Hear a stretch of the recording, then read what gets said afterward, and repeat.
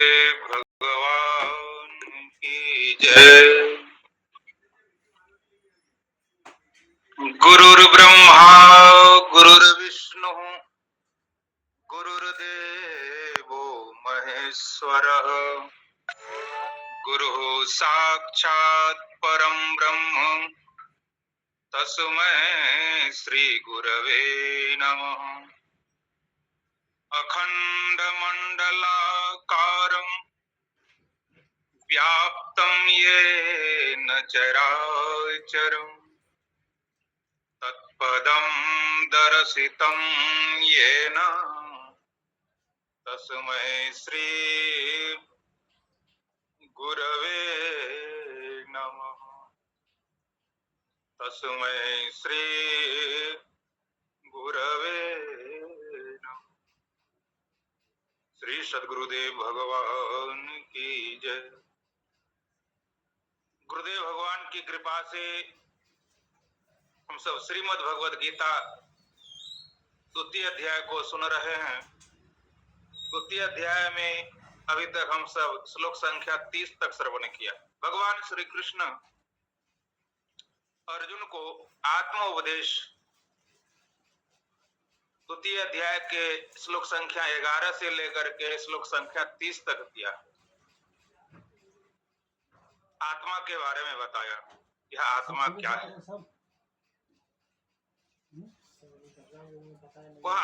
यह आत्मा अपना स्वरूप है, अछेद्य है, अदाह्य है, अक्लेद्य है, अशोष्य है, नित्य है।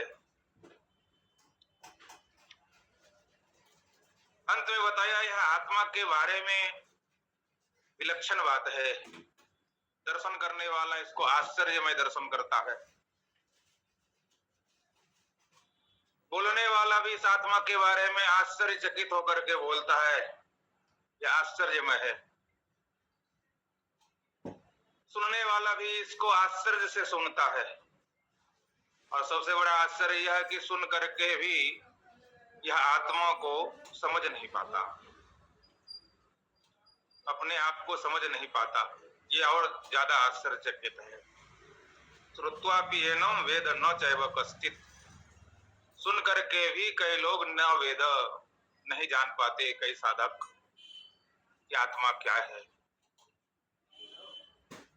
एक सुंदर से दोहा में बताया, जगत जनाए जेहि सकल सो हरि जानियो नाय। जो अखिया देखे सकल आंख न देखी जाए। उदाहरण में है आंख। इस आंख से हम सब कुछ देखते हैं। इस आंख के द्वारा घर, दुकान, मकान, पेड़, पर्वत, शहर, नगर, इस आंख से सब कुछ दिखाई देता। पर इस आंख से आंख को नहीं देख पाते। आंख में देखने की क्षमता तो है, पर आंख से आंख को नहीं देख पा रहे। तो उसी तरह से इस जगत को जिस परमात्मा ने हमको जना दिया, अनुभव करा दिया कि यह सुख है, यह दुख है, यह शरीर है, यह संसार है, यह व्यक्ति है, यह वस्तु है, यह अच्छा है, यह बुरा है। पर जिसके माध्यम से हमने जाना, जिस परमात्मा के माध्यम से, जिस आत्मा के माध्यम से, उस आत्मा को जानना बिल्कुल कठिन हो रहा है। सुन करके भी उसको हम नहीं जान पा रहे हैं, न वेद नहीं समझ पा रहे। ये बहुत बड़ी आश्चर्य की बात है कि हम अपने आप को ही इतना, चलो कोई बात नहीं, भगवान ने बिल्कुल सरल क्या कहा, इतना तो जरूर समझ लो, देह और देही में अंतर है। मैं देह नहीं हूं, देह में रहने वाला देही हूं। इतना कम से कम ज्ञान होना चाहिए। श्लोक संख्या 30। देहे सर्वस्य, हे भारत, जितने भी देह है, जितने भी शरीर है, सभी शरीरों में, सभी देहों में देही नित्यम अयम अवध्यः। यह नित्य अवध्य है, अर्थात इसका कोई वध नहीं कर सकता, कोई समाप्त नहीं कर सकता। इतना ज्ञान तो होना ही चाहिए। तस्मात् सर्वाणि भूतानि न त्वं शोचितुम् अर्हसि। इसलिए तुम आत्मा के बारे में अब शोक मत करो। अपने बारे में तुम शोक मत करो, क्योंकि तुम देह नहीं हो, देही हो। और जो भी विश्वविद्यालय है वह देह नहीं है, देही है। गुरु द्रोणाचार्य देह नहीं है, देही है। जो भी है सब देह नहीं है, देही है। हम देह को देख करके हम शोक करते हैं, इसलिए देह को निकाल दो और शोक मत करो। तस्मात् सर्वाणि भूतानि, सभी भूतों में से किसी के लिए भी शोक करने की जरूरत नहीं। न तुम शोचितुम अर्हसि। यहाँ तक आत्मा के बारे में बताया। आत्मा के बारे में समझना तो कठिन है। इस देह में हमको इतनी आसक्ति है कि समझ तो लेते हैं कि शरीर से मैं देह से अलग हूं, पर देह में तादात्म्य भाव होता है बार बार। कहते देह में यदि हमको आत्मबुद्धि होता है तो हमें अपने कर्म पर ध्यान देना चाहिए। अपने कर्म का पता होना चाहिए कि हमें करना क्या है, और वह कर्म भी धर्म पूर्वक हो। धर्म पूर्वक कर्म करना चाहिए। धर्म में भी स्वधर्म हो, अपना धर्म हो। आगे के श्लोकों में बता रहे हैं। स्वधर्मम विचावीक्ष्य न विकंपितुम अर्हसि, धर्म्याद्धि युद्धात् श्रेयोन्यत् क्षत्रियस्य न विद्यते। द्वितीय अध्याय के श्लोक संख्या 31। बहुत सुंदर सा श्लोक है। स्वधर्मम अपि चावेक्ष्य, स्वधर्मम अपि, अपने धर्म को भी जानकर, अवेक्ष्य मतलब जान करके, समझ कर, देखकर, अनुभव कर। अपने धर्म को तो जान ही सकते। जिसने अपने धर्म को जान लिया, न विकंपितुम अर्हसि, उसको कांपने की जरूरत नहीं है, डरने की जरूरत नहीं। शरीर में ही आसक्ति है, शरीर में ही तादात्म्य है, तो अपने धर्म का तो ख्याल रख। तुम कौन हो और तुम्हें करना क्या है। यदि हमको इस शरीर में लगता है, बार बार आसक्ति होता है, तो अपने धर्म का तुरंत याद कर लेना चाहिए। अर्जुन को वह धर्म का ज्ञान करा रहे हैं। स्वधर्म, धर्म में भी स्वधर्म होना चाहिए। स्वधर्म के तो धर्म का ज्ञान होना चाहिए, विलक्षण बात है। हम सबको धर्म का भी ज्ञान नहीं होता कि धर्म क्या है। और फिर धर्म में स्वधर्म,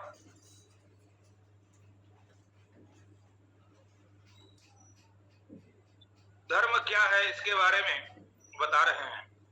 श्रुति स्मृति सदाचारः स्वस्य च प्रियमात्मनः एतत् चतुर्विधम प्राहुः साक्षात् धर्मस्य लक्षणम। धर्म के लक्षण बता रहे हैं। हमारे सनातन धर्म में हमारे सबसे पहला धर्म ग्रंथ है श्रुति, जिसको कि हम वेद कहते हैं।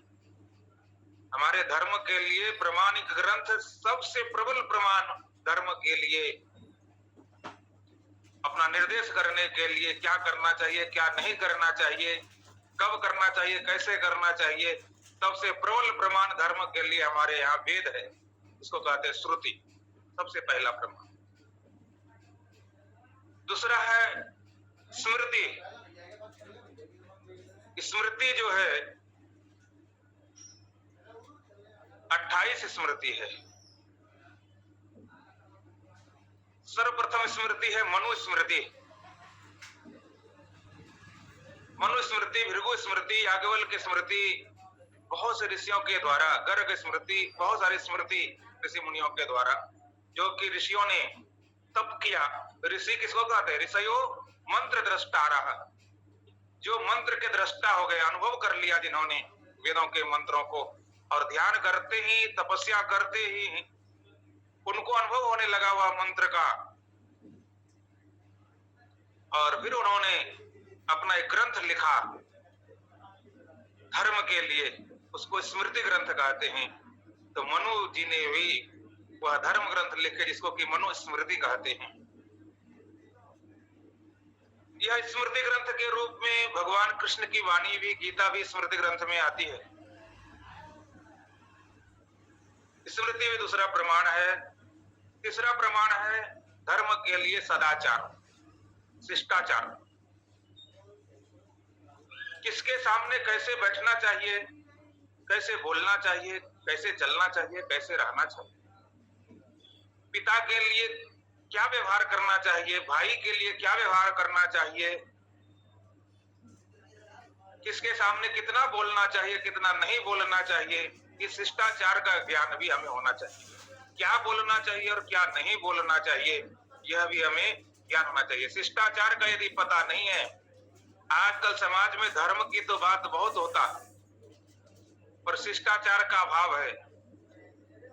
पिता के सामने पुत्र दारू पीता है, पत्ता खेलता है, ताश खेलता है, जुआ खेलता है, और थोड़ा सा भी भय नहीं होता। जिसको शिष्टाचार ही पता नहीं है, वो धर्म का क्या पता कर पाएगा।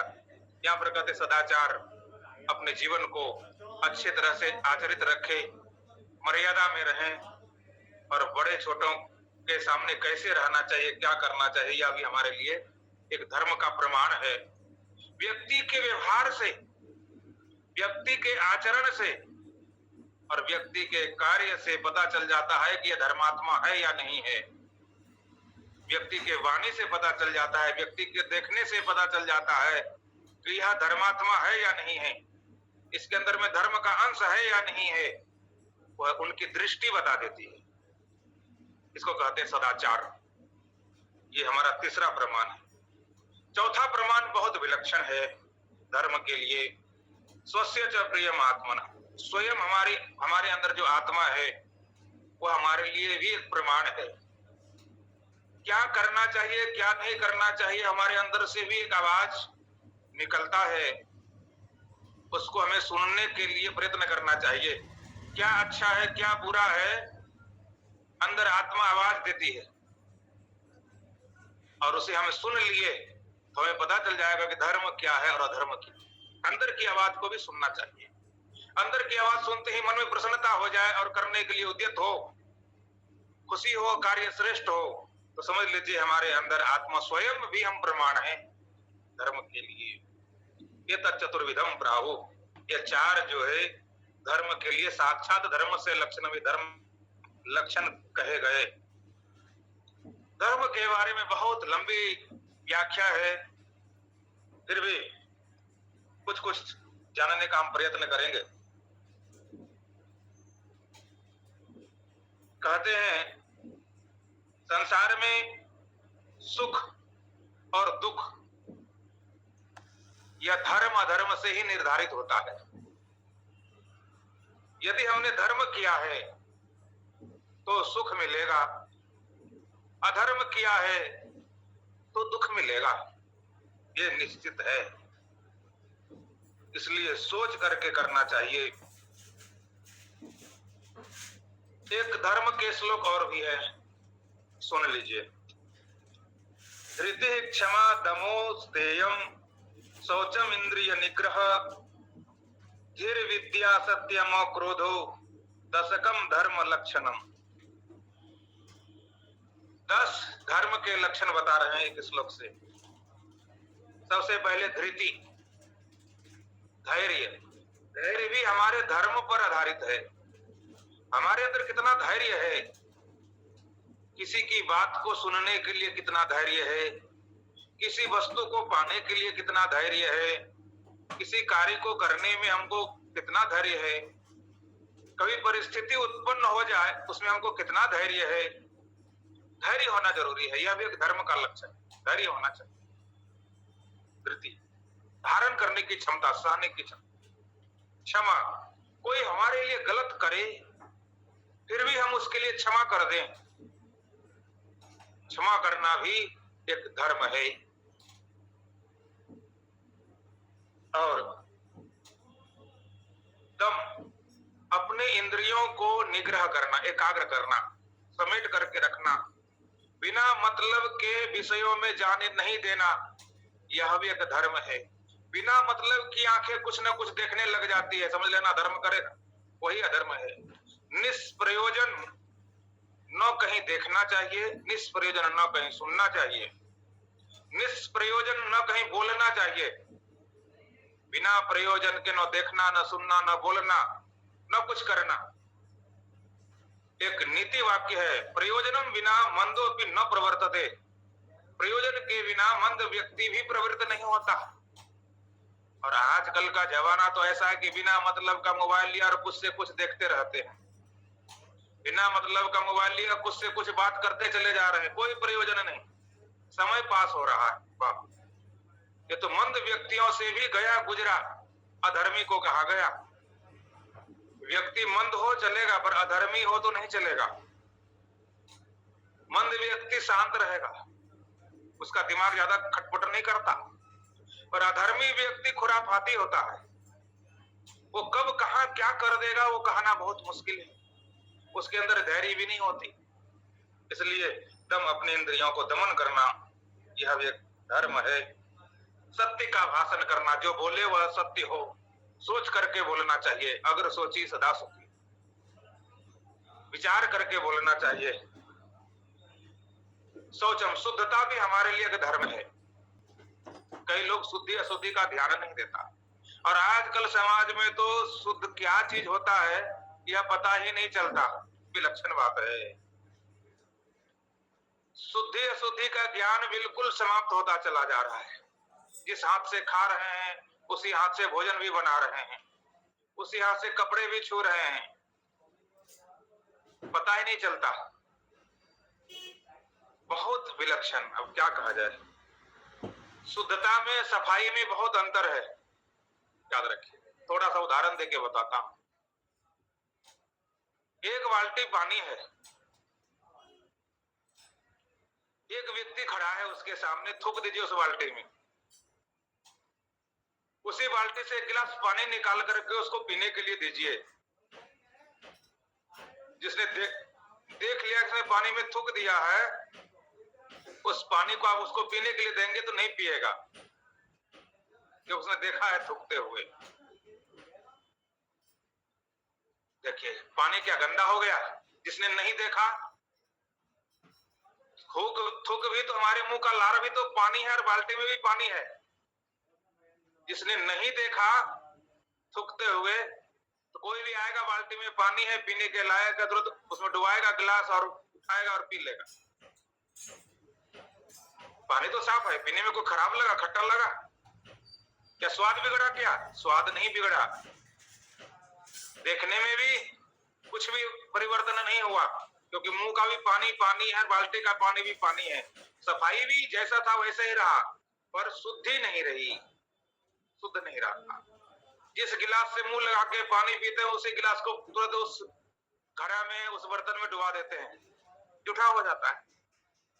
तो पानी में परिवर्तन क्या हुआ? शुद्धि अशुद्धि का, तो शुद्ध नहीं रहा। तो शुद्धि का भी ध्यान हमारे यहाँ धर्म में, शुद्धता का बहुत ध्यान रखा जाता है। धर्म है जो जितना शुद्ध रहेगा उसकी वाणी में उतना ही सामर्थ्य होगा, उनके कार्य उतनी ही सिद्धि को प्राप्त करेगा। आजकल लोग मंत्र तो जपते हैं, पूजा तो करते हैं, पर उसको फल नहीं मिलता। कारण यही है उसके अंदर में शुद्धता नहीं होती। शुद्धता भी हमारे यहाँ एक धर्म है। और अपने इंद्रियों का निग्रह, मन का निग्रह, बुद्धि की स्थिरता, विचार पूर्वक विद्या, सत्य और क्रोध नहीं करना भी एक धर्म है। ये 10 प्रकार के धर्म के लक्षण यहाँ बताए गए। धर्म की व्याख्या तो बहुत है। धर्म से तत्वम निहितम गुहायाम। धर्म के बारे में जितना भी सुनते जाइए वो कम पड़ जाएगा, कुछ और भी बताएंगे। पहले हम यहाँ पर देखते हैं धर्म जो भगवान श्री कृष्ण अर्जुन को बता रहे हैं। अर्जुन यहाँ पर छात्र धर्म का वर्णन कर रहे हैं, क्षत्रिय धर्म का। ब्राह्मण, क्षत्रिय, वैश्य और शूद्र 4 वर्ण होता है। यहाँ पर छात्र धर्म, क्षत्रिय का क्या धर्म है? अर्जुन तुम क्षत्रिय हो, तुम्हारे हाथों में बाहुबल है और तुम अपने स्वधर्म का पालन करो। स्वधर्म, अपने धर्म का पालन। आजकल लोग अपने धर्म का पालन नहीं करता, ये बहुत बड़ी विडंबना है। कारण क्या है? धर्म पर चलता नहीं, जिसके कारण से वह धर्म का पालन नहीं करता। धर्म को हम जानेंगे कैसे? हमारे लिए स्वधर्म है क्या? व्यवहारिक रीति में थोड़ा सा हम और चल करके बताते हैं। हमारा स्वधर्म क्या है? हमको कैसे पता चलेगा कि मेरा स्वधर्म क्या है? सबसे पहले बताने वाला गुरु पक्का होना चाहिए। हमारा धर्म क्या है वो हम स्वयं नहीं जान सकते, पहली बात। हम अपने धर्म का भी ज्ञान हमको गुरु ही उपदेश करेंगे कि तुम्हारा धर्म क्या है। हम अपने आप सोचेंगे कि मेरा धर्म ये है, हमको ये धर्म अच्छा लगता है, मैं इस धर्म को स्वीकार करना चाहता हूं। आजकल लोग बहुत धर्म परिवर्तन करने में लगा पड़ा है। तो अपने धर्म अपना स्वयं को पता नहीं चलेगा। धर्म का ज्ञान गुरु देते हैं और वह शास्त्र के अनुकूल होता है। गुरु पक्का होना चाहिए। आजकल के गुरु बहुत कच्चे हैं। दुर्लभ है जो किसी शिष्य को सही मार्ग दिखाए, धर्म में लगाए। अर्जुन को भी आजकल के जैसा गुरु मिल गया होता तो अर्जुन भी आज बाबा जी बन गया होता। अर्जुन कह रहा था कि मैं भिक्षा करके खा लूंगा, युद्ध नहीं करूंगा। हे कृष्ण, मुझे ये लड़ना नहीं, मुझे धन नहीं चाहिए, मुझे राज्य नहीं चाहिए। तो आजकल के गुरु तो ऐसा चेला ढूंढता है अर्जुन जैसा कि कोई संपत्ति वाला हो, धन वाला हो और उसको बहरा के चढ़ाओ, मेरा चेला आ जाए, बन जाए, और बना भी लेता है। तो धन देख करके, उसके शरीर की शक्ति को देख करके आश्रम में रहेगा तो सेवा करेगा, झाड़ू लगाएगा, बर्तन साफ करेगा, पूरा आश्रम संभालेगा। चलो ये चेला अच्छा है। आश्रम संभालने के लिए, भोजन बनाने के लिए, आश्रम के साफ सफाई के लिए गुरु और चेला का संबंध हो रहा है। क्या कहा? यह स्थिति धर्म की हो गई। यदि अर्जुन को ऐसा गुरु मिला तो क्या स्थिति होती? अर्जुन कह रहा था मैं भिक्षा करके खा लूंगा। यदि ऐसा गुरु मिला होता अर्जुन को तो अर्जुन आज युद्ध नहीं करता। गुरु जी कहता कि चलो मेरे साथ कुटिया में रहना, वही बड़ा आश्रम बनाएंगे, तुम भजन करना। अब बाद में अर्जुन को पश्चाताप होता। क्या पश्चाताप होता? बिना मतलब का हम बाबा जी बन गए। 10 साल बीत गया, 20 साल बीत गया, कुछ भी अनुभव नहीं हो रहा है। इससे अच्छा तो गिरस्ती है। बहुत से बाबा जी ऐसे कहते हैं आजकल, धोखे में बाबा जी बन गए, बिना विचारे बाबा जी बन गए और पछताता है। कहता है कि बाबा जी बनना अच्छा नहीं, गिरस्ती में अच्छा है। मन भटकता है, जगह नहीं मिलता, यह जीवन अच्छा नहीं है साधु का। साधु में भजन नहीं होता, गिरस्ती में भजन होता है, ये साधु बोलता है। बारे साधु, गुरु तुम्हारा कैसा है? कैसा गुरु किया तुमने जो तुमको साधु बना करके भटका दिया? ये तुम्हारी बेइज्जती नहीं हो रही है जो तुम्हारे मुख से ऐसी वाणी निकलती? ये तुम्हारे गुरु की ही बेइज्जती है जो ऐसा त्याग करके और फिर उसको ऐसा लगे कि यह त्याग अच्छा नहीं है, यह साधु बनना अच्छा नहीं है, गिरस्ती का जीवन अच्छा है। जिस किसी भी मन में आता है तो समझ लेना कि वह अपनी निंदा नहीं करता बल्कि वह गुरु की भी निंदा करता है। गुरु उसको योग्य नहीं मिला, जिसके कारण से धोखाधड़ी में बाबा जी बन गया। आज बैरागी 2-4 साल में ठंडा हो गया। सोचा था जाऊंगा हिमालय में तपस्या करूंगा, सिद्धि मिल जाएगी, दूसरों को आशीर्वाद दूंगा, प्रतिष्ठा मिलेगा, आश्रम मिलेगा। आश्रम तो मिला नहीं। आश्रम मिला भी तो आश्रम में झाड़ू लगाना पड़ता है, बर्तन साफ करना पड़ता है, नौकर बन करके रहना पड़ता है। अब पश्चाताप होता है कि हाय हमारा ये तो जीवन दुर्दशा में बीत रहा है। अरे तुमने वैराग्य धारण क्यों किया? क्या गुरु ने तुमको समझा नहीं? यहाँ भगवान कृष्ण गुरु पक्के हैं, याद रखिए। अर्जुन बार बार कह रहा है कि मैं बाबा जी बनना चाहता हूँ, भिक्षा मांग करके खाऊंगा, जंगल में अपना जीवन यापन कर लूंगा, हिमालय में जाकर के तपस्या करूंगा। और भिक्षा करने की आदत भी बना ली थी अर्जुन ने। एक बार भगवान कृष्ण भीम और अर्जुन को लेकर के पाटलिपुत्र जरासंध के पास लेके गए थे और वहां भिक्षा मांगा था, और वहां भिक्षा में युद्ध मांगा था। तो भिक्षा करने का शिक्षा भगवान श्री कृष्ण ने सिखाया है, पर युद्ध की भिक्षा भीम ने ली और जरासंध के साथ में भयंकर युद्ध। क्या अर्जुन, तुम अब पेट भरने के लिए भिक्षा मांगना चाहते हैं? यही तुम्हारा धर्म है?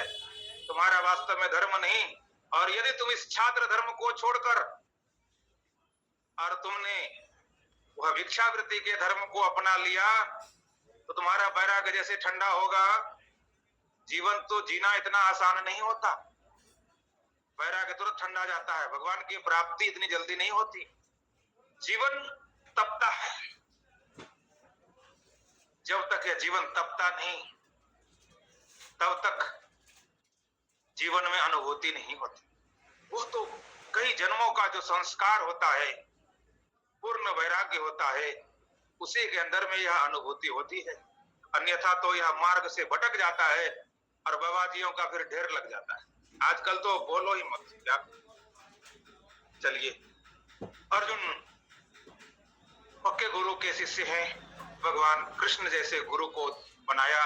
शिष्यस्ते हम साधि माम त्वाम प्रपन्नम, मैं आपका शिष्य हूं, आप हमारे गुरु हैं। गुरु कभी किसी शिष्य का अहित नहीं करता, गलत रास्ता नहीं दिखाता। हे कृष्ण जगत गुरु, कृष्णम वंदे जगत गुरुम, आप जैसे गुरु को हमने पाया, आप भी हमको सही मार्ग दिखाइए, मुझे क्या करना चाहिए। तो स्वधर्म की बात कर रहे हैं, अब हमको स्वधर्म समझना पड़ेगा। एक बात याद रहे, व्यवहारिक रीति में बहुत विलक्षण है। समझने का प्रयास करेंगे धर्म को। जब तक हम धर्म नहीं समझेंगे तो आगे हमारा जीवन सफल नहीं होगा। ब्राह्मण का कर्तव्य है वेद पाठ करना, मंत्रोच्चारण करना, तप करना। जो भी कोई वेद मंत्रों का पाठ करता है, तप करता है और उसमें उसको प्रसन्नता होती है, एक बात याद रखिए, स्वभाव से होना चाहिए। यदि स्वभाव में वेद मंत्र का पाठ करने का नहीं है और हम वेद मंत्र का पाठ करने लग गए, स्वभाव में तप करने का नहीं है और तप करने लग गए, तब तो परिवर्तन हो जाएगा। स्वभाव किसको कहते हैं?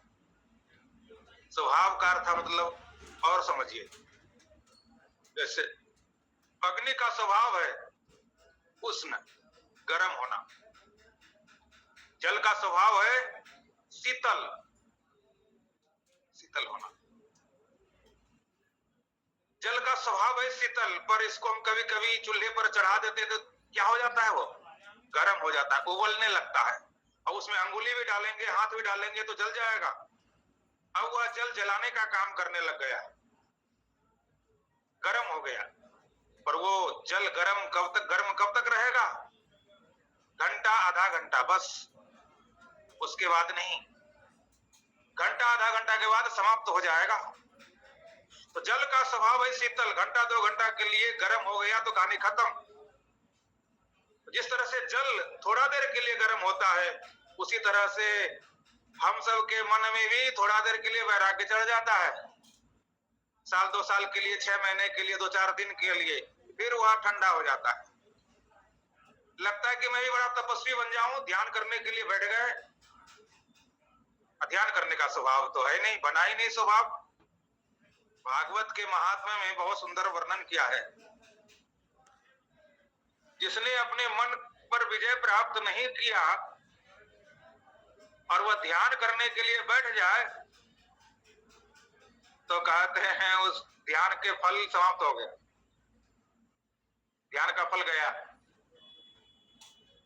जिसके मन में चंचलता हो वह जप भी नहीं कर सकता, जब का भी फल चला जाता है। कितनों भी राम राम बोलने मात्र से या कृष्ण कृष्ण बोलने मात्र से जप नहीं होता, तब तो मोबाइल भी बोलेगा, मशीन भी बोलता है। एक मशीन लगा लीजिए, दिन भर बोलता रहता है वो हर समय। तो क्या वह जाप हो गया? वह जाप नहीं है, वह तप नहीं है। तब हमारा स्वभाव में आना चाहिए, वो हमारा स्वभाव होना चाहिए अंदर से। हमारा स्वभाव जब तक नहीं बनेगा, जल का स्वभाव जैसे शीतल है, वैसे हम अपने स्वभाव में जब तक नहीं आएंगे, अपने आप को समझना पड़ेगा कि मैं जपी हूं या नहीं हूं। पहले आपको अपने आप को जपी बनाना पड़ेगा, तभी बनाना पड़ेगा।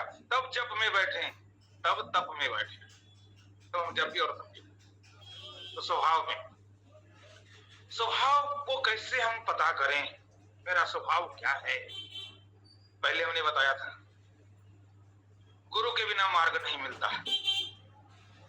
अब स्वयं यदि हम जानना चाहें तो हम अपने स्वभाव को स्वयं भी पूर्व प्रारब्ध से जान सकते हैं। अब मेरे मन में इच्छा है, मेरा स्वभाव है। अब सबका स्वभाव अलग अलग होता है। अब किसी का स्वभाव है काम करने का, उसको काम करने के लिए दे दो, कुदाली दे दो, फावड़ा दे दो, खेत में लगा दो, करता रहेगा काम। झाड़ू दे दो, साफ करता रहेगा। किसी का स्वभाव है भोजन बनाने का, उसको भोजन बनाने के लिए दे दो, भोजन बनाता रहेगा। स्वभाव है, स्वभाव से बनता रहेगा। लेकिन जो भोजन बना रहा है, भंडारी है, और उसको आश्रम में कहो है, आश्रम में रहते हो, तुमको सत्संग करना पड़ेगा, तुमको जप करना पड़ेगा, तुमको ध्यान में बैठना पड़ेगा। ध्यान की घंटी बज गई, सत्संग की घंटी बज गई, सत्संग में बैठो। अब उसका स्वभाव तो है ही नहीं सत्संग में बैठने का, उसका स्वभाव है ही नहीं तप करने का। अब जबरदस्ती बेचारा बैठा है, उसका मन तो लग नहीं रहा है। अब तो वो सोच रहा है कि मैं बिना मतलब का बेकार में यहाँ आ गया, कहीं दूसरी जगह काम करता तो 20-30 हजार महीना कमाता। ये फालतू के आश्रम में काम भी करता और बिना मतलब का सत्संग में बैठने के लिए कहता मन भी नहीं लगता। कहां से लगेगा? स्वभाव ही नहीं है सत्संग करने का, ध्यान करने का। बैठने से क्या होगा? स्वभाव में नहीं है। तो स्वभाव में होना चाहिए। हमारा धर्म स्वभाव से पता, स्वयं के स्वभाव से भी पता चलता है। जिसका स्वभाव है कि हम क्षत्रिय, तो धर्म का स्वभाव हमारे अंदर में। जरूरत नहीं कि आपकी जाति हो, यदि आप क्षत्रिय जाति से नहीं भी हैं और फिर भी आपके अंदर में स्वभाव है कि मैं किसी की रक्षा करना चाहता हूं, मैं भी बॉर्डर पर सैनिक बनना चाहता हूं, तो आप उसमें शरीर में बल है, हर तरह से योग्यता आपके अंदर है, तो आपके स्वभाव में है। और आपका मन भी कह रहा है कि मैं फौजी बनता, सैनिक बनता, और आपको वह मौका मिल जाए स्वभाव के कारण से, तो क्षत्रिय तो धर्म का कार्य आप जीत जाएंगे, क्योंकि आपके स्वभाव में है। भले आपके जाति में नहीं हो, स्वभाव में होना जरूरी है। स्वभाव में यदि है तो आप ढूंढ लेंगे कि हम ये कार्य कैसे कर सकते हैं, और लोग आज करता है। जरूरत नहीं कि सब बॉर्डर पे सब क्षत्रिय ही जाति का हो, पर उसके स्वभाव में, रग रग में है कि मैं देश की रक्षा के लिए लड़ता हूं। नौकरी भी मिल गई और फौज में रह भी काम कर रहे, स्वभाव में है। उसी को क्षत्रिय भी कहा गया, जिसके स्वभाव में हो। एक बात और है, स्वभाव में होना चाहिए, सहज होना चाहिए, सरलता के साथ उपलब्धि होना चाहिए। हमारे स्वभाव में है और वो मिलने की संभावना नहीं है, और हम उसके लिए कल्पे झलपे रोए तो काम नहीं चलेगा। स्वभाव में हो और वह कार्य सहज से उपलब्ध हो जाए, याद रखिए, वही हमारे लिए स्वधर्म कहलाता है। और उसके बाद भी वह श्रेष्ठ होना चाहिए, किसी का अहित करने वाला नहीं होना चाहिए।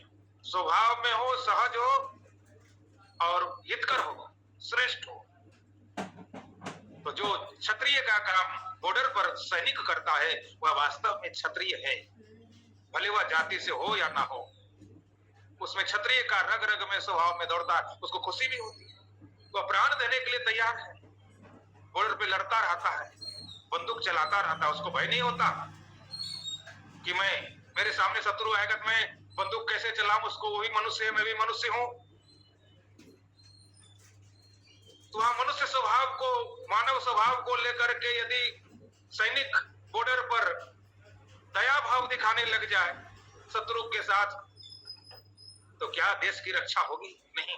स्वभाव में, रग रग में है लड़ने का, इसलिए वह क्षत्रिय है और लड़ता है और देश को विजय दिलाता है।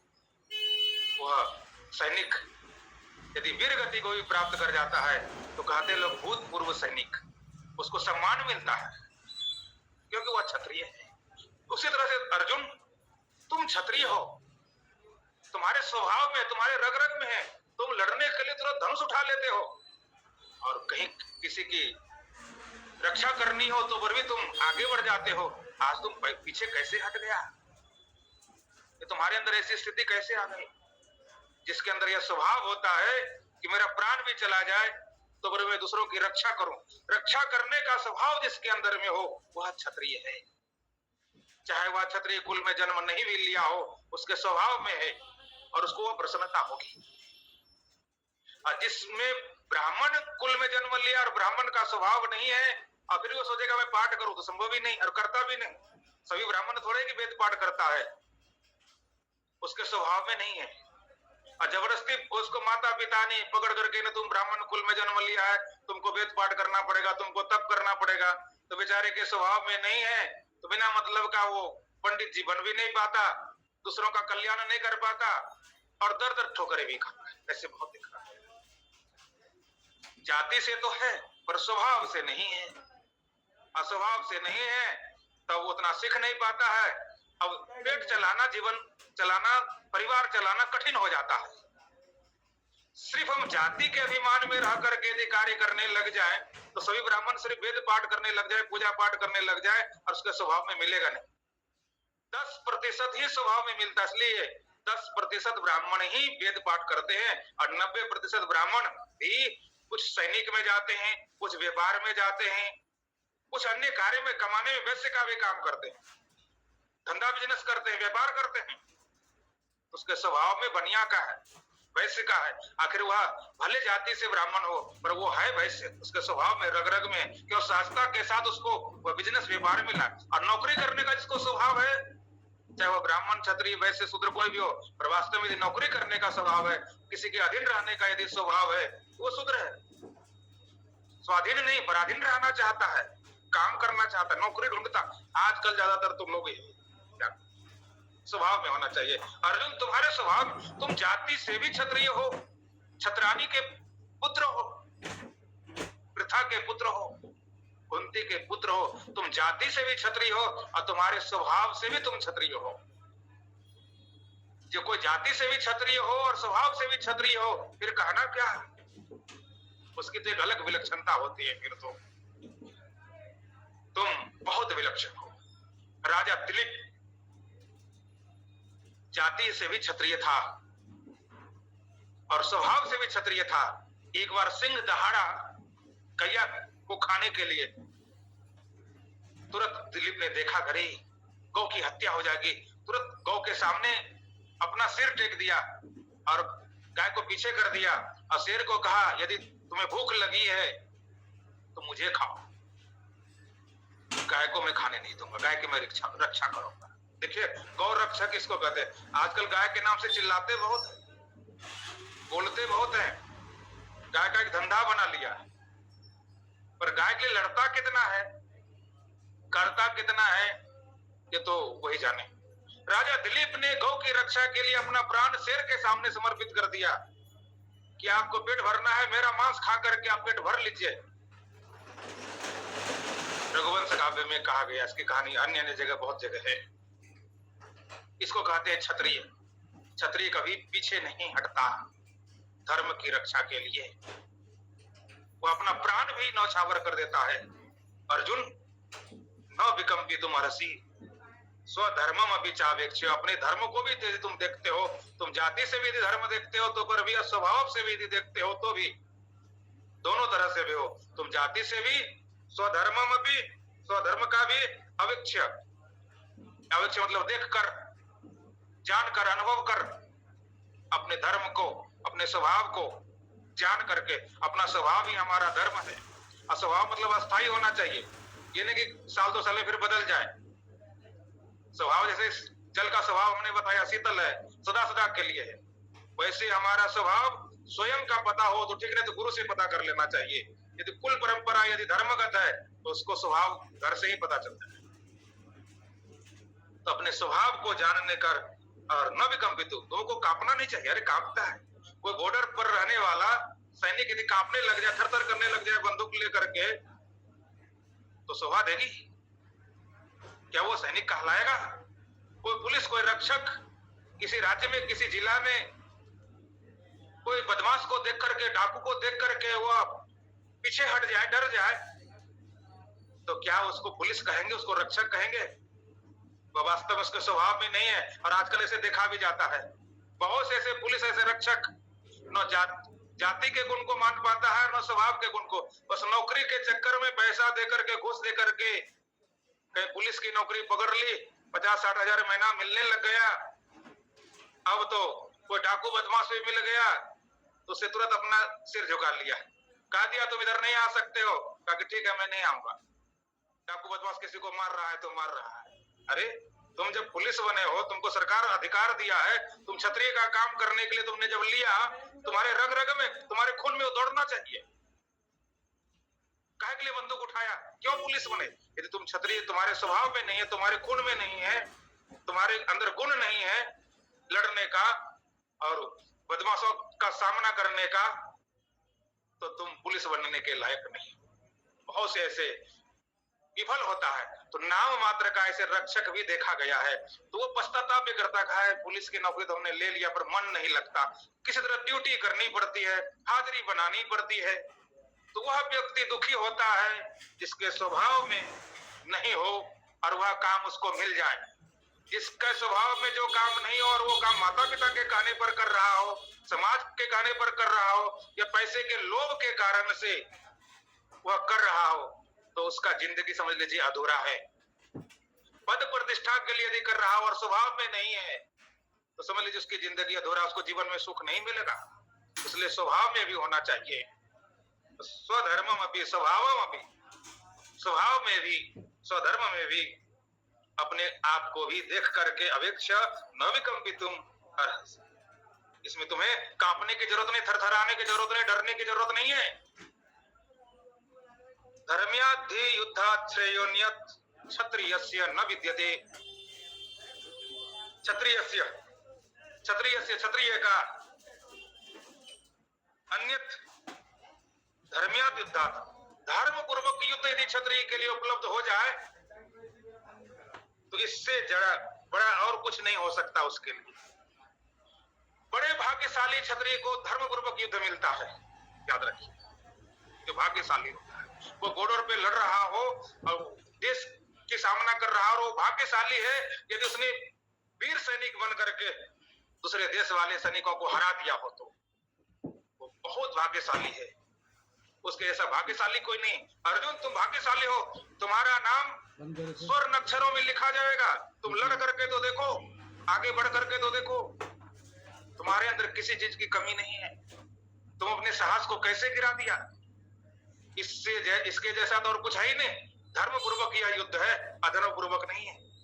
तुम अधर्म पूर्वक, अन्याय पूर्वक, कई क्षत्रिय ऐसे होते हैं शरीर में बल मिल गया, दबंगाई से किसी को लुटने लगा, मैं क्षत्रिय हूं, मेरा धर्म है मारना पीटना लड़ना। अरे ये तुम्हारा मारना पीटना, धर्म पूर्वक लड़ना, धर्म के लिए लड़ना, हित के लिए लड़ना। अर्जुन तुम हित के लिए, धर्म के लिए लड़ रहे हो, याद रखो। अर्जुन को धर्म पूर्वक युद्ध करने के लिए कह रहा है, धर्म पूर्वक यह युद्ध है। यदि तुम नहीं लड़ोगे, छोड़ दोगे, तो राजा कौन बनेगा? दुर्योधन। दुर्योधन अधर्मी है, याद रखिए। ऐसे अधर्मी यदि बन जाएगा तो जो भाभी का इज्जत करना नहीं जानता, जिन्होंने द्रौपदी का इज्जत नहीं किया, जुआ में हर करके उसका वस्त्र अपहरण करने लग गया, राजा बन जाएगा तो समाज की क्या दुर्दशा करेगी? ऐसे अधर्मी धर्म को नहीं चला सकता, राज्य को नहीं चला सकता। इसलिए तुम धर्मी हो, तुम धर्म युद्ध करो। धर्म का शिक्षा भगवान श्री कृष्ण ने यहाँ पर दिया। आगे से प्रसंग पुनः कल यहीं से कहेंगे। श्री सद्गुरुदेव भगवान की जय।